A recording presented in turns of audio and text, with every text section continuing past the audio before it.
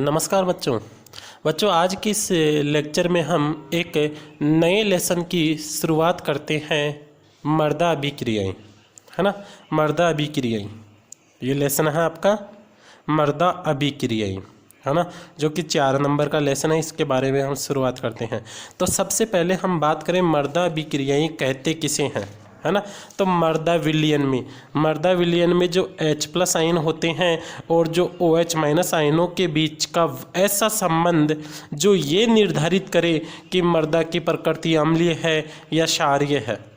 मर्दा विलयन में उपस्थित H+ आयन और OH- आयनों के बीच का ऐसा संबंध जो यह निर्धारित करे कि मर्दा अम्लीय है या क्षारीय है, मर्दा अभिक्रियाएं कहलाती है। ध्यान देना, मर्दा विलयन में H+ आयन यानी हाइड्रोजन आयन व OH- जिसे हाइड्रोक्साइड आयन कहते हैं, H+ आयन व OH- आयनों के मध्य का वह संबंध जो मर्दा की अम्लीय और क्षारीय प्रकृति का निर्धारण करता है, मर्दा अभिक्रियाएं कहलाती है।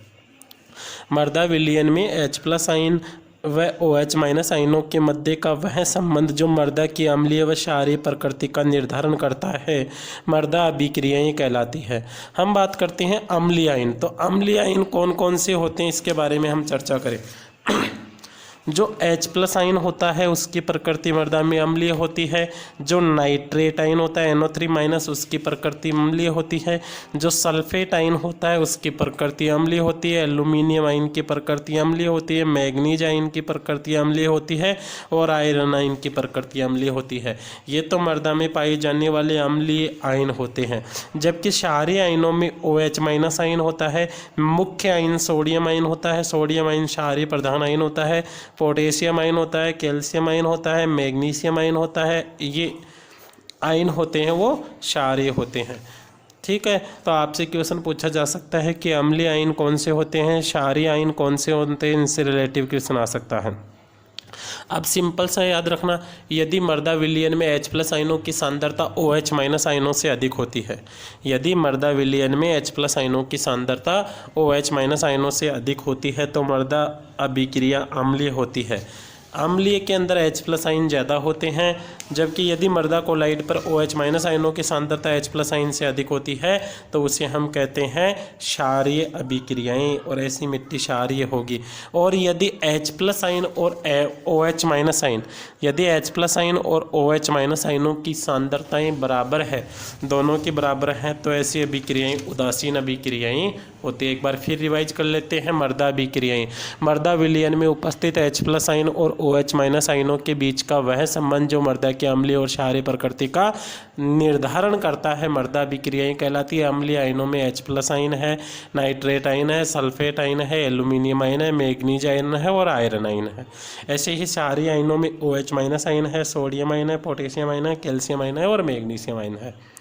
यदि मर्दा विलयन में H+ आयनों की सांद्रता OH- से अधिक हो तो मर्दा अभिक्रिया अम्लीय होगी H+ ज़्यादा होने पर।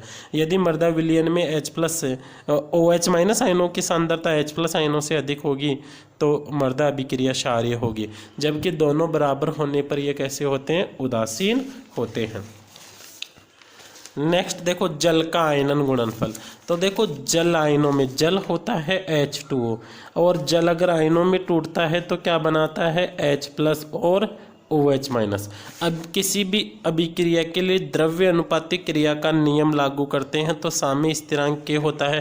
प्रोडक्ट को तो ऊपर लिखा जाता है H+ को, और OH- आयनों को नीचे की तरफ लिखेंगे, और ये H2O।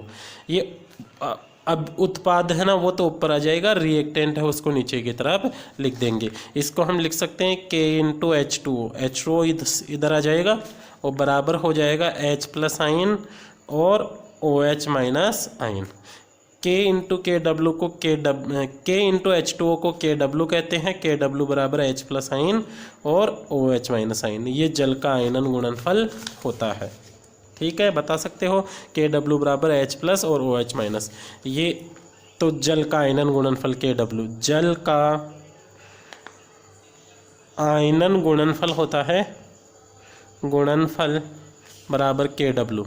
तो KW की परिभाषा कैसे देंगे, जल में उपस्थित H+ आयन और OH- आयनों की सांद्रताओं का गुणनफल। H+ आयन और OH- आयनों की सांद्रताओं का गुणनफल जल का आयनन गुणनफल कहलाता है। जल में उपस्थित H+ व OH- आयनों की सांद्रताओं का गुणनफल जल का आयनन गुणनफल कहलाता है।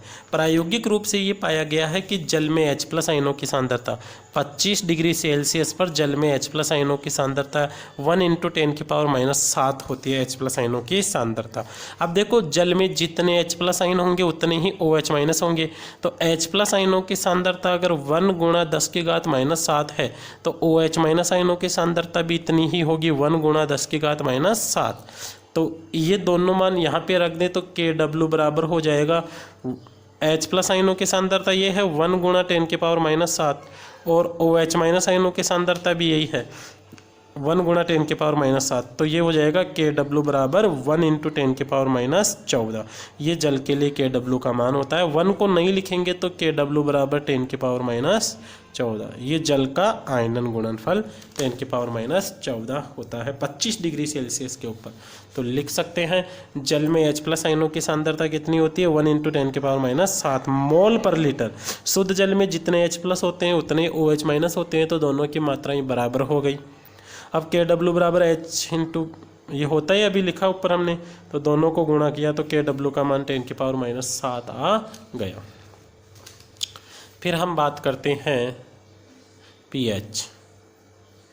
यह सोरेनसन द्वारा दिया गया pH शब्द है वो सोरेनसन द्वारा दिया गया।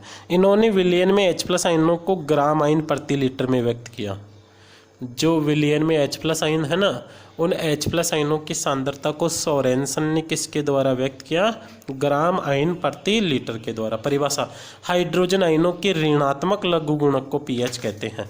हाइड्रोजन आयनों के ऋणात्मक लघु गुणक, ऋणात्मक ये लॉग ले लिया, लघु गुणक, H+ आयनों के ऋणात्मक लघु गुणक को हम क्या कहते हैं, pH कहते हैं।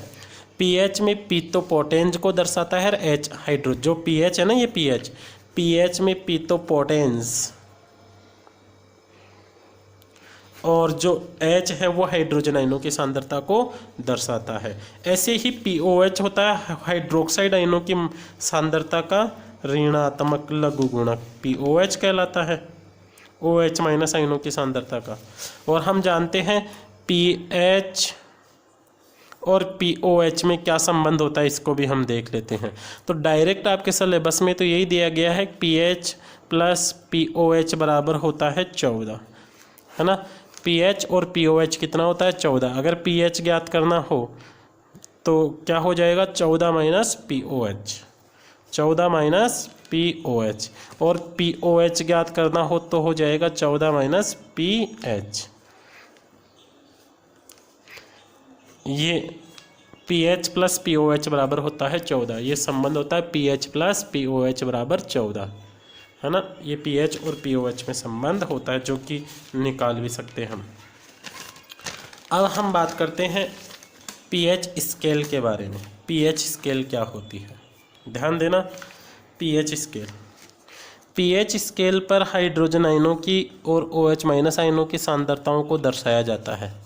बीच का बिंदु तो रखा जाता है, ये तो 7, इधर लिखते हैं 8, 9, 10, 11, 12, 13 और ये 14 तक रहते हैं। कहने का मतलब इधर 14 तक इस पे रहते हैं, और इधर रहता है 6, 5, 4, 3, 2, 1 और ये 0 से 14 तक होता है। और 7 होता है ना, 7, जब pH 7 होता है तो H+ और OH- आयनों की सांद्रताएं बराबर होती है। pH 7 पे OH यानी pH और OH आयनों की सांद्रताएं बराबर होती है। जैसे इधर मैंने लिखा, इधर तो मैंने लिख दिया H+ आयन और इधर लिखा OH- आयन। तो जब सांद्रताएं बराबर होगी तो pH 7। फिर आगे चलते हैं, जब OH- आयनों की सांद्रता ज़्यादा हो जाए तो वो हो जाएगा क्षारीय।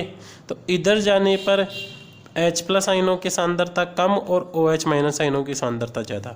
तो OH- आयनों की सांद्रता ज़्यादा होगी तो pH का मान क्या होगा, 7 से OH माइनस आयनों की सांद्रता ज़्यादा होने पर pH का मान 7 से ज़्यादा, जबकि इधर चलने पर H प्लस आयनों की सांद्रता ज़्यादा होगी और OH माइनस।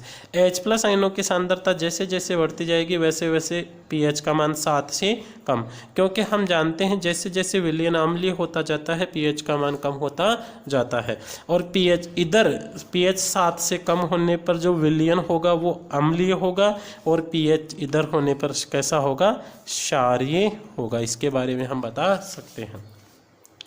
तो ये pH स्केल आप आसानी से देख सकते हो। pH स्केल को देखो क्या है, ये pH स्केल है ना, ये pH स्केल आपको दिख रही है यहाँ पे ये pH स्केल दिख रही है। 7 है, वहाँ पे pH और POH बराबर होते हैं, H प्लस आइन OH माइनस आइन बराबर होते हैं 10⁻⁷ इधर क्षारीय में OH माइनस आइन ज़्यादा होंगे और अम्लीय में H प्लस आइन ज़्यादा होंगे। तो बता सकते हो, फिर आगे 1-2 लाइन लिख भी सकते हो, इसको देख सकते हो आराम से अच्छी तरह से। pH स्केल तो कंफर्म दिख गई है ना, ये pH स्केल ये दिख रही है ना, ये देखो ये जूम कर दिया है मैंने, आराम से देख सकते हो pH स्केल को, ठीक है। अब देखो H प्लस आयनों की सांद्रता को बढ़ाते हैं तो pH का मान कम होता जाता है। जैसे जैसे H प्लस आयनों की सांद्रता को बढ़ाते हैं तो pH का मान कम होता जाता है। H प्लस आयनों की सांद्रता को 10 गुणा बढ़ाने पर pH में 1 की कमी आती है, ये जरूर याद रखना। H प्लस आयनों की सांद्रता देखो, इसको समझ लेते हैं हम। अगर किसी विलयन में H प्लस आयनों की सांद्रता 10⁻⁻10 है ना, हाइड्रोजन आयनों की सांद्रता, तो pH बराबर क्या हो जाएगा, -log10। log 10 का मान 1 होता है ना, तो pH बराबर -1। इसको मैं ऐसे लिख दूँ 10⁻⁻1 है ना, तो 10⁻⁻1 1 आ गया, इसका मान प्लस में हो गया ना, 1 आ गया। ऐसे ही मैं इसको लिखूँ pH 10⁻⁻log-2, तो इसका मान आ गया pH बराबर 2, ठीक है। तो हाइड्रोजन आयनों की सांद्रता को हम 10 गुणा करेंगे। अभी इससे ज़्यादा तो यही है ना, बट 10⁻⁻2 से 10⁻⁻1 ज़्यादा है, वो भी कितना ज़्यादा है, 10 गुणा। तो 10 गुणा बढ़ाएंगे तो pH में 1 की कमी आएगी, ये याद रखना। अगर हाइड्रोजन आयनों की सांद्रता को 10 गुणा बढ़ाते हैं तो pH में 1 की कमी आती है। pH का मान बढ़ने पर POH का मान घटता है। जैसे जैसे pH का मान बढ़ेगा POH कम होता जाएगा, ये तो नॉर्मल सी बात है। जो pH प्लस POH बराबर 14 से आप बता सकते हो, जो कि ऊपर pH और POH में संबंध होता है, आसानी से बता सकते हो। नेक्स्ट नई हेडिंग है वो हम नेक्स्ट लेक्चर में लेंगे। दोस्तों इस वीडियो को आप अच्छी तरह से देखिए और मर्दा अभिक्रियाओं के बारे में थोड़ी नॉलेज लीजिए। इसका नेक्स्ट पार्ट है वो अगले वीडियो में पढ़ेंगे। धन्यवाद।